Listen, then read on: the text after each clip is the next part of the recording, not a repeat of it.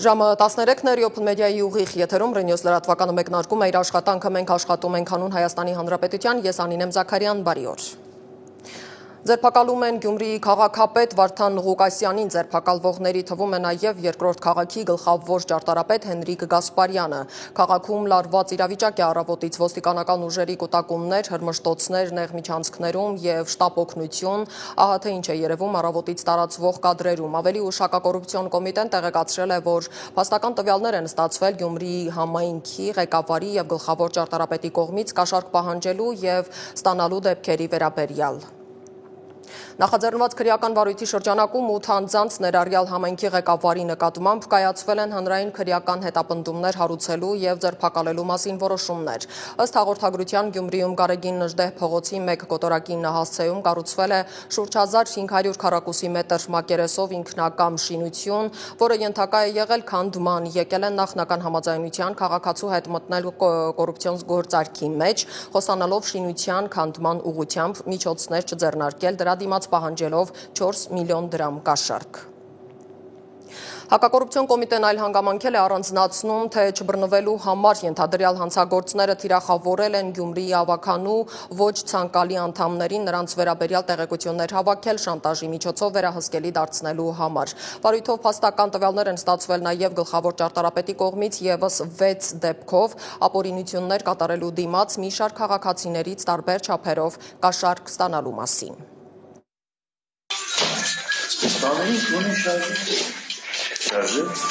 Уже, давай.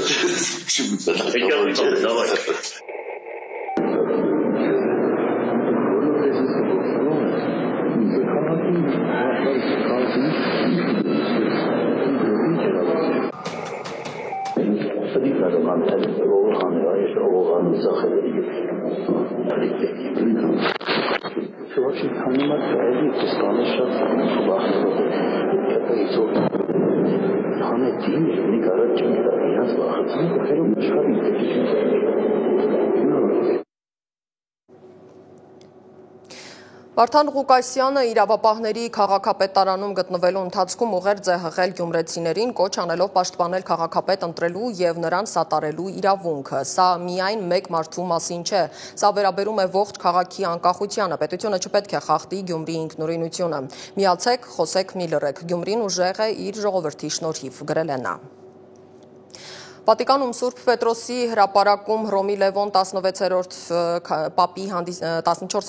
հանդիսապետությամբ տեղի է ունեցել arczepiskopos Իգնատիոս Մալոյանի եւ եւս 6 երանելիների սրբադասման արարողությունը։ Արարողությանը ներկա է գտնվել վարչապետ Նիկոլ Փաշինյանը։ Սրբադասման արարողության ընթացքում ի պատիվ Իգնատիոս arczepiskopos-ի հնչել է նաեւ հայերեն աղոթք։ Նորին սրբությունը փոխանցել է իր խոսքն ու օրհնությունը բոլոր ներկաներին։ Հայազգի Իգնատիոս սրբազանը ծնվել է Օսմանյան կայսրությունում 19-րդ դարավերջին 27 տարեկանում ձեռնադրվել է հոգևորական, անդամագրվել Զմարի պատրիարքական կղերական միաբանությանը, ստանալով Իգնատիոս անունը։ 1915 թվականի հայոց ցեղասպանության օրերին աքսորից ու կտանքներից հետո նրան առաջարկել են իսլամ ընդունել, ողջ մնալու դիմաց, սակայն սրբազանը նախընտրել է մահը։ Մեկ դար անց 2001 թվականի հոկտեմբերի 7-ին Հռոմի սրբազան քահանայապետ Հովհաննես Պողոս II Իգնատիոս arczepiskopos Մալոյանին հանդիսավոր արարողությամբ դասել էր երանելիների շարքը։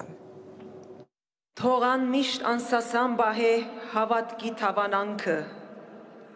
յուրաքանչյուր մարդու ավետ է փրկության ավետարանը եւ բոլորը առաջնորդ է թեպի այն հույսը, որ չի հիասթափեցներ։ Այդ ընթացքում մայր տաճարում Սուրբ Պատարագ էր, որը հանդիսապետում ամենայն հայոց վեհափառը։ Նախորդին էջմիացնում էին քաղաքական ու հասարակական դեմքեր իրենց աջակցությունը հայտնելու Լուսավորչի աթոռի 132-րդ տեղապահին։ Մի շարք հասարակական դեմքեր կանխատեսում են հաջորդը կաթողիկոսին են ձերբակալելու։ Ուրբաթ օրը հրապարակվել էր հեռախոսազանգ Նաթան Սրբազանի ու կաթողիկոսի նախկին գավազանակիր Աղա Նաբեղայի մասնակցությամբ։ Վերջինս կանգատվում էր, թե կաթողիկոսը իրեն հորդորել է գնալ հակաիշխանական ցույցերին։ հրամանատարներին։ Քննչական կոմիտե այդ մասին հաղորդում է ներկայացվել։ Նման մեկ այլ հաղորդման գործով օրերս Մկրտիչ եպիսկոպոս Պրոշյանին են կալանավորել աղոթքով եւ ուղերձով է դիմավորել Գարեգին II հավատացյալներին։ Մեր սրտերը ծանրացած են տեսնելով, թե ինչպես են քաղաքական որոշումով եւ կեղծ ու շինծու մեղադրանքներով կալանավորվել Միքայել Բագրատ, Մկրտիչ սրբազանները, Սամվել Կարապետյանը, ասել է Գարեգին II կաթողիկոսը, վստահեցնելով, որ հայ եկեղեցին անսասան կմնա։ Մեր սուրբ եկեղեցին անսասան է, հզոր, հավատավոր մեր ժողովրդով եւ նույն նախանձախնդրությամբ շարունակելու է արդյունավորել տերունավանդ իր առաքելությունը, հետանում լինելով նաեւ մեր ազգի եւ հայրենիքի շահերի պաշտպանության։ Մեր կոչը մեր զավակներին չտկարանա, չընկրկել մեզ բաժին ընկած դժվարությունների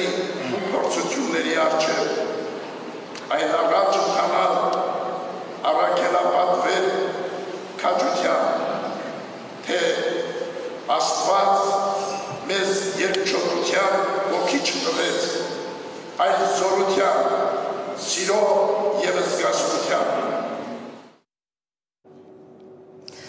Բեռնատարների վարորդները կրկին բողոքի ակցիա են կազմակերպել կառավարության դիմաց։ Նրանք պահանջում են ռուսական կողմի հետ բանակցել եւ հասնել Ռուսաստանում խստացված օրենսդրության պայմանների փոփոխությանը։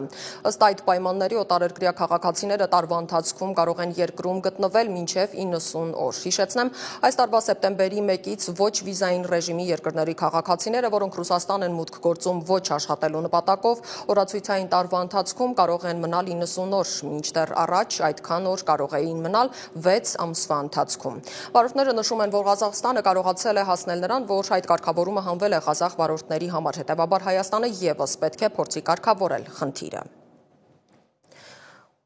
Եմենում հութիները հարձակվել են ՄԱԿ-ի ներկայացուցչության վրա եւ ձերբակալել 20 աշխատակցի Անսար Ալլահ կազմակերպության զինյալները նրանց կասկածում են Միացյալ Նահանգների եւ Իսրայելի օգտին լրտեսության համար նախորդ հարձակման ժամանակ օգոստոսի 31-ին նրանք ձերբակալել էին ՄԱԿ-ի 11 աշխատակցի նույն մեղադրանքով։ ՄԱԿ-ը դեռ չի կարողանում հասնել իր ընդհանուր թվով 53 ձերբակալված աշխատակիցների ազատ արձակմանը։ Միացյալ Նահանգների նախագահ Դոնալդ Թրամփը Fox News-ին տված հարցազրույցում հայտարարել է, որ Ուկրաինայից տարածքային զիջումներ է ակնկալում ցանկացած խաղաղության համաձայնագրի շրջանակում, որը նրա վարչակազմն ապագայում կկնքի Կիևի եւ Մոսկվայի միջև, Ռուսաստանի եւ Ուկրաինայի միջև գրեթե 4-ամյա պատերազմին վերջ դնելու համար։ Միջազգային լրահոսին հետևում է իմ գործընկեր Դավիթ Կենջոյանը։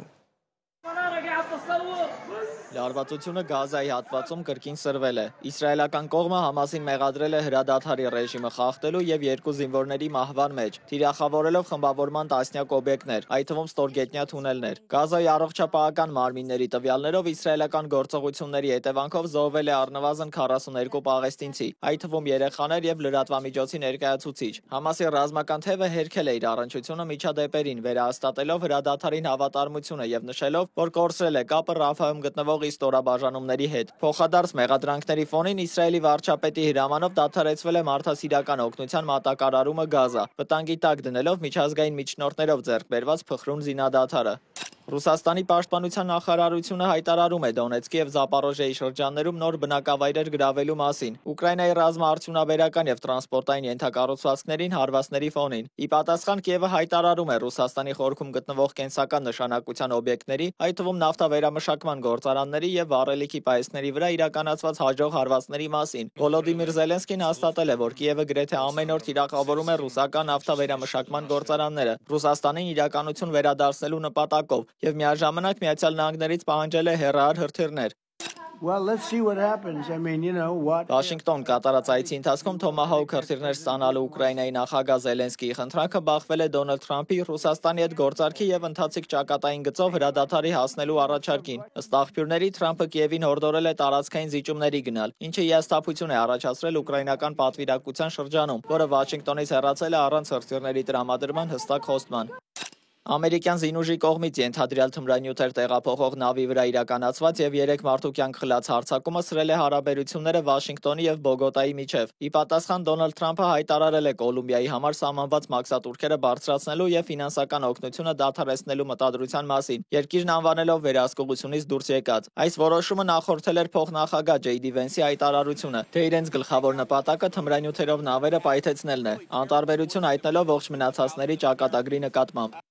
Փարիզի Լուվրում տեղի է ունեցել հանդուգն կողոպուտ։ Թանգարանի բացման ժամերին հանցագործները օգտագործելով ամբարձիչ կոտրել են Ապոլոնի սրահի պատուհանը եւ ֆրանսիական թագի գանձարանից հափշտակել Լուի Նապոլեոն կայսրի եւ Եվգենիա կայսրու 8 թանկարժեք զարդ։ Փարիզի դատախազի հաղորդմամբ աշխարհահռչակ ռեգենտ Ադամանդը չի տուժել, իսկ մոտոցիկլետներով փախուստի դիմաց հանցագործները որոնվում են։ Միջադեպից հետո թանգարանը փակվել է, իսկ Լուվրի արհմիությունը տեղի ունեցածը որակել է որպես անվտանգության համակարգի լուրջ ձախողում։ Վաղ առավոտյան Հոնկոնգի միջազգային օդանավակայանում վթարի է ենթարկվել Դուբայից ժամանած Boeing 747 բեռնատար օդանավը, վայրեջքի ժամանակ դուրս գալով թռիչքուղուց եւ հայտնվելով ծովում։ Թեև օդանավի անձնակազմի 4 անդամները փրկվել են, տեղական լրատվամիջոցները հայտնում են ցամաքային մեքենայում գտնվող 2 մարդու մահվան մասին, որոնց ենթադրաբար հարվածել է ինքնաթիռը։ Emirates-ի համար թռիչքը իրականացնող օդանավի վթարի հետևանքով փակվել է աշխարհի ամենածանրաբեռնված բեռնափոխադրող օդանավակայանի հյուսիսային թռիչքուղին, առաջացնելով չվերթների խափանումներ։ Դավիթ Գենջոյան, Open Media։ Շարունակենք, Երևանի քաղաքապետարանի գործակարգավարական խորհրդակցության ժամանակ քաղաքապետ Տիգրան Ավինյանը հայտնել է, որ բոլոր դատական ատյաններն անցնելով կոնսերվատորիայի այգին վերջապես վերադարձել է Երևանի քաղաքապետարանի լիազորությունների ներքո։ Բոլոր պոտենցիալ առաջին քայլերը մենք կարող ենք սկսել եւ նաեւ դիտարկել բոլոր առաջարկները, որոնք ունեցել են այգու վերակառուցման կանաչապատման վերաբերյալ, ասել է Ավինյանը։ Հիշեցնեմ, որ այգու վարձակալության հարցը դատարանում վիճարկվում էր մի քանի տարի, այդ ընթացքում այգին չի ջրվել եւ ծառերի մեծ մասը չորացել է։ Ռեանիմանիա անիմացիոն ֆիլմերի եւ պատկերապատման արվեստի միջազգային փառատոնն արդեն 17-րդ անգամ վերադառնում է Երևան։ Ռեանիմանիան Հայաստան է բերել Արքեյնի աշխարհահռչակ հեռուստասերիալի հեղինակներին, Netflix-ի ներկայացուցիչներին, Մինիոններ մուլտֆիլմի պատկերաշխարհի հեղինակին եւ այլ միջազգային արտիստների եւ իլյուստրատորների։ Ֆրանսիացի երգիչ Պատրիկ Ֆիորին Ֆրանս 2 հեռուստաալիքի հաղորդման ընթացքում հայտարարել է Եվրատեսիլ 2027 երգի մրցույթում Հայաստանը ներկայացնելու իր ծրագրի մասին, իր նոր ալբոմի մասին զրույցի ընթացքում արձագանքելով հյուրերից մեկի կատակին, որ նա հազվադեպ է բաց թողնում Հայաստանը հիշատակելու հնարավորությունը, արտիստն անսպասելի հայտնել է 2027-ին Եվրատեսիլում Հայաստանը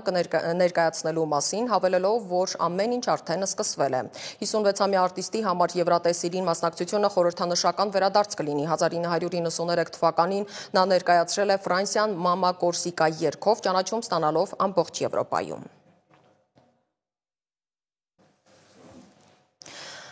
Այս պահին կրկին հիշեցնեմ, որ ձերբակալում են Գյումրիի քաղաքապետ Վարդան Ղուկասյանին, ձերբակալվողների թվում է նաև երկրորդ քաղաքի գլխավոր ճարտարապետ Հենրիկ Գասպարյանը, քաղաքում լարված իրավիճակ է առավոտից, ոստիկանական ուժերի կուտակումներ, հրմշտոցներ, նեղ միջանցքներում եւ շտապ օգնություն, ահա թե ինչ է երևում առավոտից տարածվող կադրերում։ Ավելի ուշ հակակոռուպցիոն կոմիտեն տեղեկացրել է, որ փաստական տվյալներ են ստացվել Գյումրի համայնքի ղեկավարի եւ գլխավոր ճարտարապետի կողմից կաշառք պահանջելու եւ ստանալու դեպքերի վերաբերյալ նախաձեռնված քրեական վարույթի շրջանակում 8 անձանց, ներառյալ համայնքի ղեկավարի նկատմամբ կայացվել են հանրային քրեական հետապնդումներ հարուցելու եւ ձերբակալելու մասին որոշումներ։ Ըստ հաղորդագրության Գյումրիում Գարեգին Նժդեհ փողոցի 1 կոտորակին նահասցեում կառուցվել է շուրջ 1500 քառակուսի մետր մակերեսով ինքնակամ շինություն, որը ենթակա է եղել քանդման։ Եկել է նախնական համաձայնության քաղաքացու հետ մտել կոռուպցիոն գործարքի մեջ, խոստանալով շինության քանդման ուղղությամբ միջոցներ չձեռնարկել, դրա դիմաց պահանջելով 4 միլիոն դրամ կաշառք։ Հակակոռուպցիոն կոմիտեն այլ հանգամանքել է առանձնացնում, թե չբռնվելու համար ենթադրյալ հանցագործները թիրախավորել են Գյումրիի ավականու ոչ ցանկալի անդամներին, նրանց վերաբերյալ տեղեկություններ հավաքել, շանտաժի միջոցով վերահսկելի դարձնելու համար։ Վարույթով փաստական տվյալներ են ստացվել նաև գլխավոր ճարտարապետի կողմից եւս 6 դեպքով ապօրինություններ կատարելու դիմաց մի շարք քաղաքացիներից տարբեր չափերով կաշառք ստանալու մասին։ Այս պահին ուղիղ կապ ենք հաստատում իմ գործընկեր Մերի Դանիելյանի հետ, որ առավոտից այնտեղ է գտնվում եւ հետևում է իրադարձությունների զարգացմանը։ Մերի, ողջույն, ինչ կպատմես մեզ այս պահին, թարմ լուրերի կարիք ունենք արդեն։ Այո, Անի, ես քեզ լսում եմ։ Ես նշեմ, որ մենք ընդամենը րոպեներ առաջ հասանք Գյումրի եւ հիմա հենց քաղաքապետարանի դիմաց ենք, որտեղ հավաքված են մեծ թվով քաղաքացիներ, թույլ չտալու համայնքի ղեկավար Վարդան Ղուկասյանի ձերբակալությունը։ Ես հիշեցնեմ, որ առավոտից ուժայինները ներխուժել են Գյումրու քաղաքապետարան ըստ հակակոռուպցիոն կոմիտեի քննչական գործողություններ իրականացնելու իրենց մոտ քննվող վարույթի շրջանակում։ Նույն քրեական վարույթի շրջանակում 8 անձանց ներառյալ համայնքի ղեկավարի նկատմամբ կայացվել են հանրային քրեական հետապնդումներ հարուցելու եւ ձերբակալելու մասին որոշումներ։ Մեծ թվով քաղաքացիներ են այստեղ հավաքված, ինչպես նշեցի, նաև մեծ թվով ոստիկանական ուժեր են տեղակայվել այստեղ։ Այստեղ են ժամանել նաև փոխոստիկանապետեր Վարդան Վարդանյանն ու Կարեն Հակոբյանը, մինչև մեր այստեղ գալը իրավիճակը սրվել էր նաև ոստիկանների եւ քաղաքացիների միջև, քաշքշուկ էր սկսվել։ Իդեպ Վարդան Ղուկասյանը հասցրել է Facebook-յան էջում գրառում անել, կոչ անելով գյումրեցիներին կանգնել քաղաքի եւ իրենց արժանապատվության կողքին։ Մեջբերեմ պետությունը չպետք է խախտի Գյումրիի ինքնուրույնությունը։ Մենք գյումրեցիներս պարտավոր ենք պահպանել մեր քաղաքապետին ընտրելու եւ պաշտպանելու իրավունքը, միացեք, խոսեք, մի լռեք։ Գյումրին ուժեղ է իր ժողովրդի շնորհիվ, մեջբերման ավարտ։ Մինչ այդ Գյումրիի փոխքաղաքապետներ կոչով դիմել, նույն կոչով դիմել քաղաքացիներին, բացի այդ Հայաստանի կոմունիստական կուսակցության Գյումրու ավականին է հայտարարությամբ դիմել Հայաստանում հավատարմագրված բոլոր դեսպաններին եւ հրավիրել Գյումրի, որպեսզի գան եւ տեղում ծանոթանան իրավիճակին, որովհետեւ նրանց խոսքով ռեպրեսիվ գործողություններ են տեղի ունենում համայնքի ղեկավարի նկատմամբ։ Ոստիկանությունն նախազգուշացրել է ձեռնպահ մնալ հակաիրավական վարքագծի ցանկացած դրսևորումներից։ Հիմա մի փոքր մանրամասնեմ, թե ինչ վարույթի մասին է խոսքը։ Հակակոռուպցիոն կոմիտեից հայտնել են, որ փաստական տվյալներ են ստացվել Գյումրիի համայնքի ղեկավարի եւ գլխավոր ճարտարապետի կողմից կաշառք գումարներ պահանջելու եւ ստանալու դեպքերի վերաբերյալ։ Կոմիտեն կից հրապարակել է նաեւ ձայնագրություն, ըստ որի գլխավոր ճարտարապետը Գյումրիի խոսել է գյումրեցիներից մեկի հետ, մի քաղաքացու հետ, որը ապօրինի շինություն ուներ եւ կաշառքի դիմաց ոչ միայն չի քանդել այդ շինությունը, այլև կեղծ փաստաթղթեր է ձևակերպել նաև նոր կառույցի վերաբերյալ, դրան մասնակից է նաև ըստ ձայնագրության եւ ըստ հակակոռուպցիոն կոմիտեի համայնքի ղեկավարը, պարբերաբար հենց գլխավոր ճարտարապետը հանդիպումներ է ունեցել այդ քաղաքացու հետ, խոսքը նաև 4 միլիոն դրամ կաշառքի մասին է նշեմ, բացի այդ Գյումրիի համայնքի ղեկավարը եւ գլխավոր ճարտարապետը, որպեսզի համոզված լինեն, որ իրենց այսպես ասած հանցավոր գործողությունը քողարկված է եւ գաղտնի է, որոշակի ավականու անդամների են թիրախավորել, նրանց մասին տեղեկություններ են հավաքագրել, որպեսզի շանտաժի լեզվով կարողանան լռեցնել նրանց եւ կառավարելի դարձնեն։ Սա հակակոռուպցիոն կոմիտեն է հայտնում։ Հակառակ կողմից դեռևս, այսինքն այսպես կոչված պաշտպանական կողմից դեռևս հերքում չի եղել, գուցե հավանաբար առաջիկայում կլինի, բայց նշեմ, որ ընդդիմադիրները պնդում են, թե իշխանությունը ամեն կերպ փորձում է մեկուսացնել այն քաղաքական եւ ոչ միայն գործիչներին, որոնք դեմ են այսօրվա իշխանության ռեժիմին, թրքացման ռեժիմին իրենց խոսքով։ Ես ասեմ, Անի, որ մենք տեղում ենք, կշարունակենք այստեղ աշխատել եւ լրացուցիչ տեղեկություններով հանդես գալ։ Իսկ մեր հեռուստադիտողներին ասեմ, որ մնան եթերում եւ ուղիղ կապով հետևեն մեզ։ Շնորհակալություն։ Ես հիշեցնեմ, որ մենք ուղիղ կապ էինք հաստատել իմ գործընկեր Մերի Դանիելյանի հետ, ով այս պահին աշխատում է Գյումրիում, քաղաքապետարանի մոտ են մասնավորապես նրանք։ Մեր հաջորդ թողարկմանը ժամը 17:00-ին եւս ուղիղ կապ կհաստատենք, ավելի թարմ նորություններով Մերին մեզ կներկայացնի իրադարձությունների զարգացումը։ Այսքանն էինք պատրաստել այս ժամի համար, հիշեցնեմ, որ մեզ կարող եք գտնել սոցիալական բոլոր հարթակներում, մենք աշխատում ենք հանուն Հայաստանի Հանրապետության, ես Անին եմ Զաքարյան, մինչ հաջորդ թողարկում։